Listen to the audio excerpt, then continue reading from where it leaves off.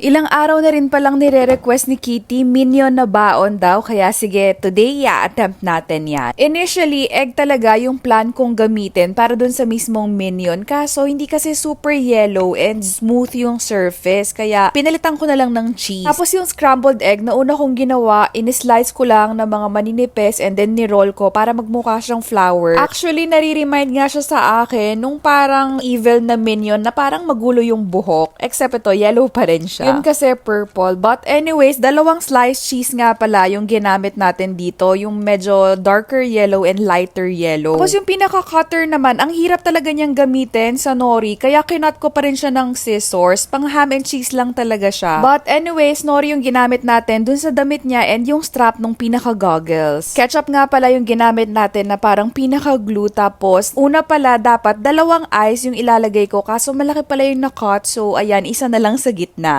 Nakakatuwa rin pala kasi nung hinatid ko si Kitty sa school, tinanong siya ng classmate niya na parang, Kitty, what's your baon today? So, ibig sabihin, hindi lang si Kitty yung nag-aabang sa baon niya, pati rin yung classmate niya. O, diba? Nakakatuwa. And ito na yung kinalabasan. Tinanong ko si Kitty na sa lahat ng mga minions kung sino yung pinaka-favorite niya. And ito yung sagot niya. Kevin. Si Kevin. Bob, I like Bob also, but I love Stuart. O diba, alam na alam ni Kitty, dati naman parang iisa lang ang tingin ko sa kanila. Apparently, iba-iba pa pala, pati mga personalities nila. In our Minions era kami ni Kitty, kaya nung nakita ko nga itong baonan na to, binili ko na talaga. Mashed kalabasa nga pala yung ginamit ko na pang yellow dun sa rice balls natin, tapos chicken balls nga pala yan. Sa fruits naman, banana sana ilalagay ko since yun yung favorite ng mga Minions, kaso sobrang itim naman.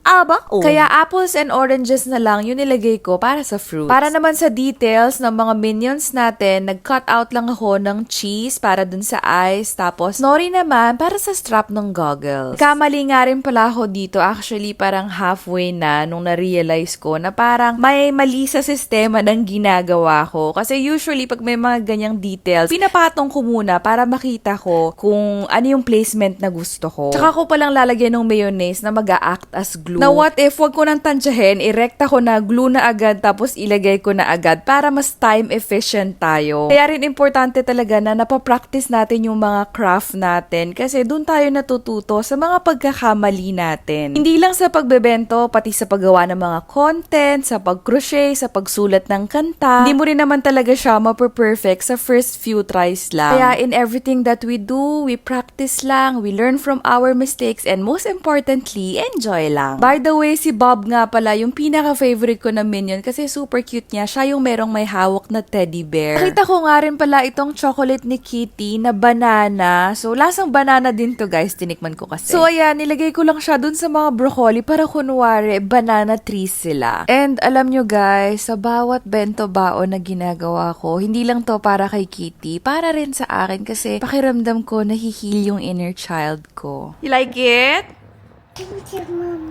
Follow for more bento baon ideas. Ang cute ng bagong baonan ni Kitty, Minions to. Nabili ko to sa kabento mom ko na si Bento Diaries PH. Thank you! Sobrang cute niya, oh.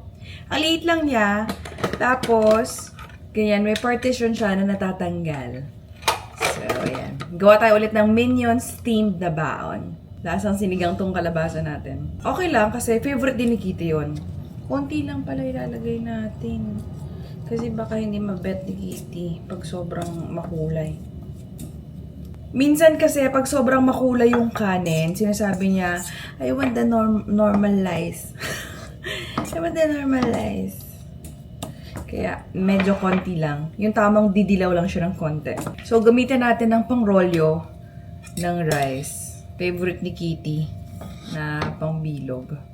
Ito naman yung baon ni Kitty last week dun sa free day nila kasi ang theme naman daw is disco kaya naisip ko groovy so may pagka-retro. Nag-cut out lang ako ng apples na nakasulat Groovy Kitty. Groovy Kitty. Tapos ito nga pala yung pinasuot ko sa kanya. Last time na sinuot niya to, ang laki pa pero ngayon saktong-sakto na. Tapos gumawa rin pala ako ng peanut butter sandwich and pag ganyan nagagamit ng stamp, better pala na ifa-flatten mo muna yung bread bago mo lalagyan ng spread. Very cutesy. Yung mga scraps or yung mga side, hindi natin itatapon yan. Kakainin niya ni Mami Chin. Very mindful. Hindi lang siya very cutesy, very mindful pa.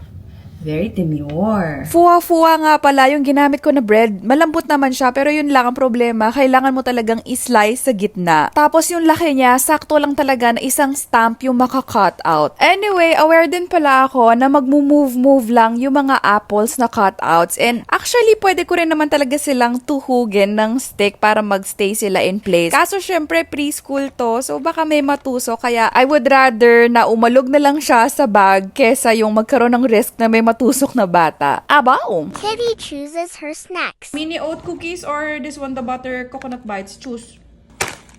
Okay. The savory one. Bop it. Okay, bop it. Uy, sobra. Play that. Oh, which one? The mushroom or this one? This one? Yes, okay.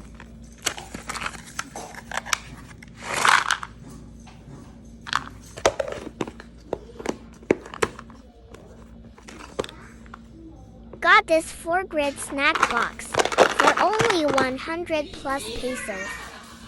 This 2-layer lunch box is also from the same shop. This one is around 160 plus pesos. Both are lightweight, perfect for preschoolers. Follow for more lunchbox recalls, but on ideas and picky eater tips. Panay kabili! Ito, lalagyan na ng mga sauces and mga maliliit na mga kunganik-anik sa baonan. Mga bagong fruit picks natin. So, ito, bumili ako ng bago kasi 4 na lang yung natira. Pati ito, yung ganito natin, hindi nakauwi yung iba. Pero kinausap ko na rin naman si Kitty na make sure na ibabalik niya or pag nalaro man nila, return niya. Pang-cut ng ham and cheese and mga nori. Ibang shapes naman and smaller kasi yung iba parang malaki. And this one also same. And more picks. And ito, nakahanap na ako ng original. Yung nabili ko nga hindi nga siya original. MSA pala dapat, Mama's Assistant. Yung hinahanap kung gusto niyo ng parang original na version. Ganyan siya. Ang ganda, ang linaw nung colors. So, pwedeng ipatong sa rice or sa tinapay. Mga mata na edible to. Parang lasang ostya, ganun. Natutunaw lang siya sa mouth. Ito naman, mga pang stamp. Kasi yung meron ako, ganyan lang siya kaliit. Yung mga cutter kasi na ganito, ang hirap talaga kapag nori. So, mas maganda pa rin kapag ganito siya. Parang puncher type. Ito, mga cutters na mga small na stars, clouds, circle. Wala kasi akong cloud and mga maliliit na star. And ito, request to ni Kitty. I want elephant sandwich daw. Ito, from the same shop lang din. Ilalagay ko na lang lahat sa yellow basket. Ayun lamang. Abaw!